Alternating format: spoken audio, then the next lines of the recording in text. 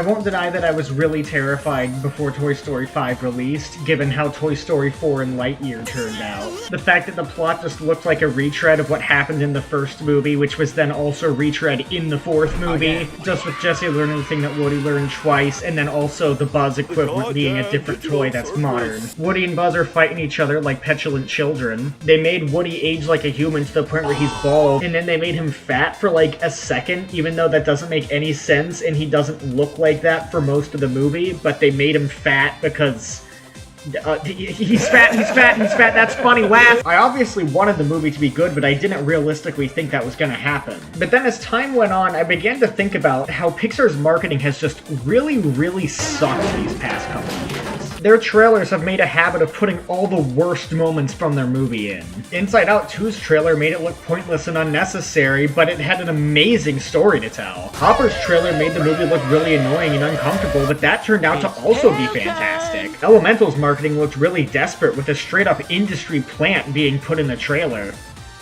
The movie was alright. Because I noticed this pattern, I started to feel like I was maybe being a little too harsh on Toy Story 5. Not really, because the point of a trailer is to convince you to want to watch something, and they completely and utterly fail at that, but the movie itself could still be really good. And the movie itself is the only thing I actually care about by the end of the day. Products usually have longer legacies than their advertisement.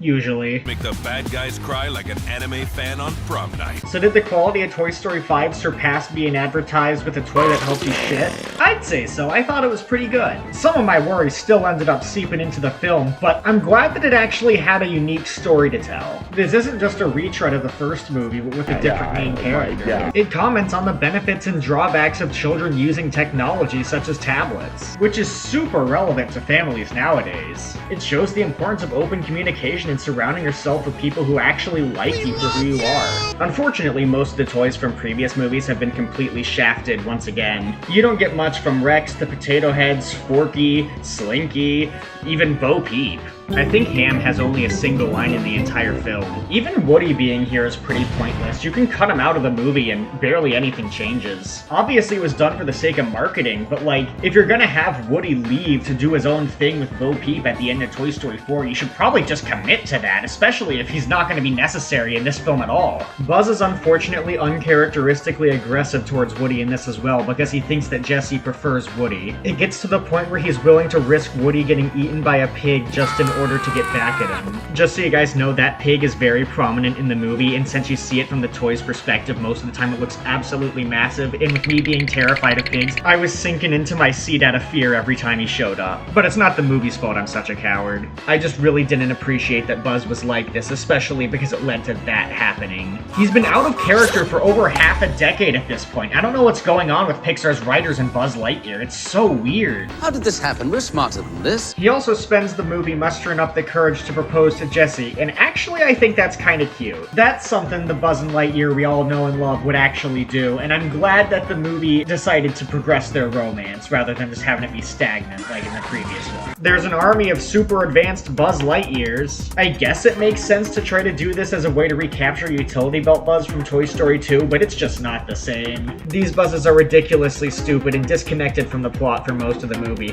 They come in near the end literally just to be a plot device to help transport the toys to a different location, because these Buzzes are drones, which makes sense given that that's a perfect feature to give a modern Buzz Lightyear toy, although I do wish the movie told us about this beforehand so it didn't just come out of nowhere. They automatically freeze when people are around, which raises more questions about how toy mechanics work in this world. Well, we already had answers, but Toy Story 4 sort of threw that out the window, and Toy Story 5 isn't helping. It was really funny when the Buzz Army prepared to kill an entire human family, though. Next we have...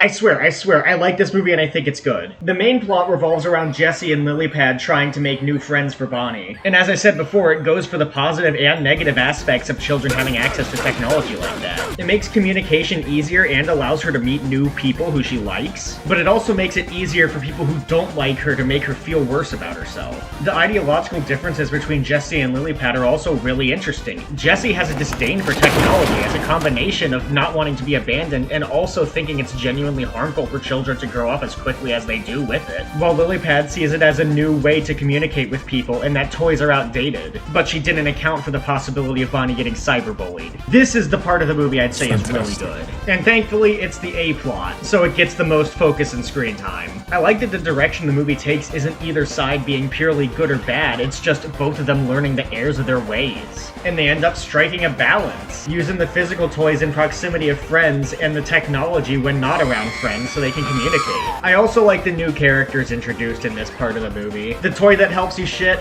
I thought he was funny. In this hippo GPS thing in camera, adorable. I don't understand why the toilet toy would be able to send and receive text messages though. That doesn't make any sense. That's really weird. Oh, and you know what's another really cool detail? I really like that the playtime sequences in this movie look different from the one in Toy Story 3. It's a nice continuation of the emphasis that Bonnie isn't the same kid as Andy. And the fact that the new girl Blaze's playtime sequences look similar to Bonnie's just foreshadows the fact that they would make good friends if Bonnie would give her the chance, with Bonnie's shyness in combination with her being cyberbullied being the reason why she doesn't at first want to give Blaze a chance. And as somebody who already suffers from a massive amount of social anxiety and sometimes does get bullied online, fuck yourself. That's really sad to see. And relatable, it made me feel really bad for her. So yeah, I connected really well with this movie. Those criticisms I mentioned before unfortunately do still apply, but I do think the good stuff more than makes up for them.